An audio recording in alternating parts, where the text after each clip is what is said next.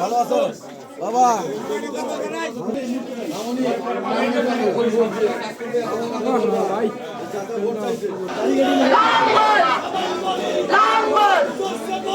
উগ্রপন্থী দল, উগ্রপন্থী দেশ হিসেবে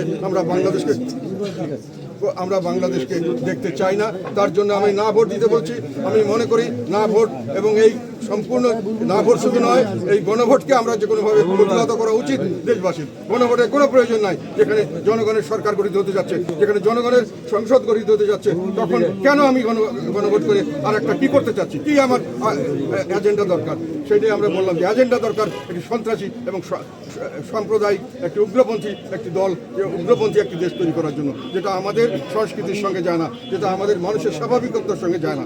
সেখানে আমি সেটার জন্য জনগণকে রুখে দাঁড়ানোর জন্য আমি আহ্বান করছি, এটাকে বন্ধ করুন, এটাকে যে কোনো প্রক্রিয়া বন্ধ করুন। যারা করছেন এবং যারা যেসব করছেন তারা আমাদের দেশের সঙ্গে তাদের সম্পর্ক অনেক কম। তারা দেশ কোনোদিন চালাননি এবং তারা বাইরের কোনো শক্তির প্ররোচনায় আধিপত্যবাদ করতে চাচ্ছেন। তারা বলেন আজাদি, আমি বলি গোলামি। তারা একটি দেশের গোলামি করবার জন্য সেই দেশের আছে করতে যাচ্ছেন। তারা বলেন ইনসাফ, তারা করছে চরম বেইনসাফ। যেখানে চিহ্নিত খুনি, যারা খুনি হিসেবে বিচার হয়ে গেছে তাদেরকে ছেড়ে দেওয়া হচ্ছে, আর নিরীহ মানুষকে নামে অজ্ঞাতনামা মামলা দিয়ে, বিভিন্ন ধরনের মামলা দিয়ে তাদেরকে জেলে দেওয়া হচ্ছে। সর্বক্ষেত্রে একটা অন্যায় অবিচার চলছে। আমাদের বাসা ঘরবাড়ি ধ্বংস করার জন্য আক্রমণ করা হচ্ছে, আবার আমাদের নামে মামলা দেওয়া হচ্ছে।